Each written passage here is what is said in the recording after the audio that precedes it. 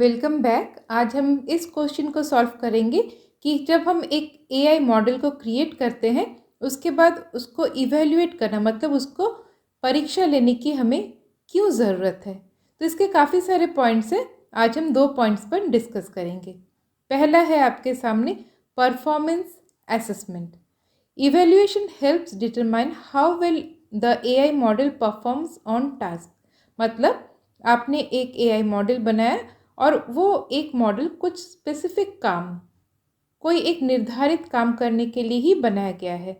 अब हम जानेंगे कि वो किस तरह से हम उसको एग्ज़ाम लेंगे। इसके लिए एक फ़्लो हमें विथ एन एग्ज़ाम्पल देखना है। तो हमारे पास एग्ज़ाम्पल क्या है, हमने एक मॉडल बनाया जो क्लासिफाई करता है ईमेल्स वो स्पैम है या नहीं है। अब इसका फ़्लो कैसे होता है हमने पहले भी ये देखा है। आज एक छोटा सा जस्ट देख लेते हैं पॉइंट में। फर्स्ट हमारे पास सपोज 100 ईमेल है, 100 ईमेल। अब हमने उसको डेटा सेट को स्प्लिट किया 70% हमने रखा ट्रेनिंग के लिए, ट्रेनिंग डेटा सेट, और 30% हमने रखा फॉर टेकिंग एग्ज़ाम, इवेल्युएट करने के लिए, जो हमने ट्रेनिंग के टाइम पे यूज़ नहीं किया।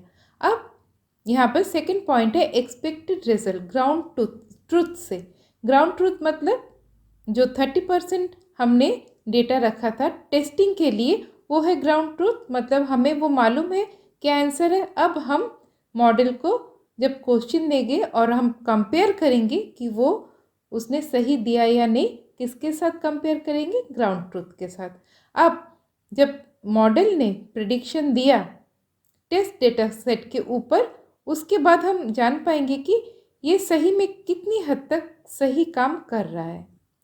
अब इसको जांचने के लिए हमारे पास क्या होता है, परफॉर्मेंस मैट्रिसेस जो 4 हैं, accuracy, precision, recall, F1 score, जो हमने कुछ पिछले वीडियोस में देखा। तो परफॉर्मेंस असेसमेंट क्यों और कैसे होता है, यहाँ पर हमने इस आंसर को जाना। और ये परफॉर्मेंस मैट्रिसेस ये कैसे काम करते हैं, इसका लिंक आपको डिस्क्रिप्शन में मिल जाएगा कि एक्यूरेसी ट्रैप क्या है और कहाँ पर प्रिसिशन, कहाँ पर रिकॉल यूज़ करते, वो आपको मिल जाएगा। अब second point, error identification. It reveals weakness और errors in the model such as bias, overfitting, underfitting, ये सारे। इसको भी हम एग्जाम्पल के साथ जानेंगे।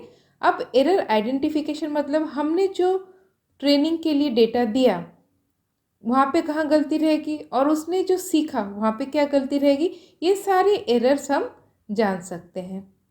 तो यहाँ पर और एक एग्जाम्पल है आपके सामने, जो एक क्लासिफिकेशन मॉडल है कि इमेज क्लासिफाई करेगा हमारा मॉडल, वो कैट है या डॉग है। अब यहाँ पर जैसे एक टर्म है जो bias, the model perform significantly better on dog images compare to cat images. मतलब आपने डॉग का इमेज दिया, वो बहुत अच्छी तरह से आइडेंटिफाई कर रहा है कि ये डॉग का इमेज है, ये डॉग का एक पिक्चर है। मगर जब भी कैट दिया जाता है तो मोस्ट ऑफ द टाइम वो गलती करता है कि मतलब डॉग, वो बोल देते हैं कि ये डॉग है। तो ऐसी परिस्थिति क्यों होती है, क्योंकि बायस इस टर्म यहाँ पर एप्लीकेबल है। तो देखिए हमने जब मॉडल को ट्रेनिंग करवाया तब हमने ज़्यादा से ज़्यादा सपोज 80%, 90%, 95% इमेजेस दिए मॉडल को जहाँ डॉग था, तो उसने ज़्यादा से ज़्यादा डॉग के पैटर्न्स को ही सीखा। अब जब कैट दिया जा रहा है तो वहाँ पर उसको प्रॉब्लम हो रहा है, कन्फ्यूजन हो रहा है। तो जब वो ज़्यादातर कैट के इमेज को भी वो डॉग के इमेज बोल के आइडेंटिफाई कर रहा है। तो ऐसे प्रॉब्लम से छुटकारा कैसे मिलेगा, हमको डेटा सेट को बैलेंस करना पड़ेगा। इसका मतलब हमने बायस को रिमूव किया, जहाँ पर हमने कैट के इमेजेस को भी काफ़ी सारे दिए डॉग के हिसाब से। ठीक है, एक बेसिक्स आइडिया मिला।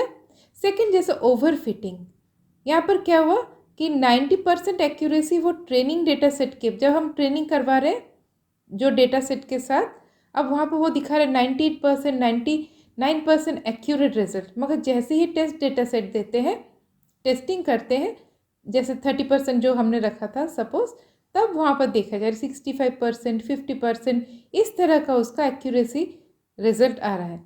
तो सीधे सीधे हम एक छोटे से एग्जाम्पल के साथ मतलब इसको याद रख सकते हैं।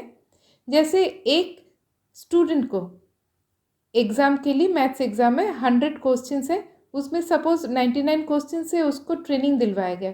अब उसने सपोज़ ट्रेनिंग इस तरह से लिया कि उसने सारे क्वेश्चंस, सारे पैटर्न्स सीखने की जगह याद कर लिए उसने, सपोज़ ये मान के चलते हैं।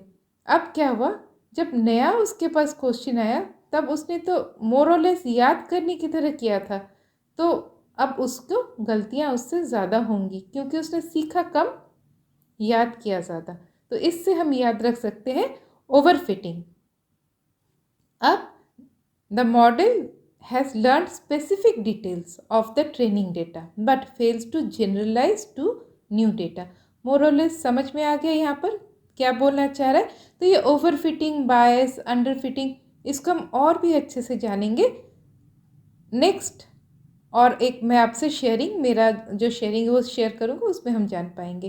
तो इसके सोल्यूशन भी है, यूज़ रेगुलराइजेशन टेक्निक्स जैसे ड्रॉप आउट और रिड्यूस द मॉडल्स कॉम्प्लेक्सिटी। तो हमने यहाँ पे 2 पॉइंट्स डिस्कस किए। अब ओवरफिटिंग, अंडरफिटिंग, वेरिएंस क्या है, बायस क्या है, लो बायस क्या है, हाई बायस क्या है, लो वेरिएंस क्या है, हाई वेरिएंस क्या है, ये सारे जो टर्म्स हैं इसको जब हम और थोड़ा सा बेहतर वैसे एग्जाम्पल के साथ जानेंगे तो हमको ये जो एरर डिटेक्शन, इसका प्रोसेस और थोड़े बेहतर वे से पता चलेगा। मगर ये अगर आपके सिलेबस में इंक्लूड नहीं है तो मोर और लेस आपका जो क्वेश्चन था उसका आंसर आपको मिल गया। तो आज के लिए इतना ही, फिर से मिलते हैं दूसरे और एक मेरे शेयरिंग के साथ। तब तक के लिए बाय बाय।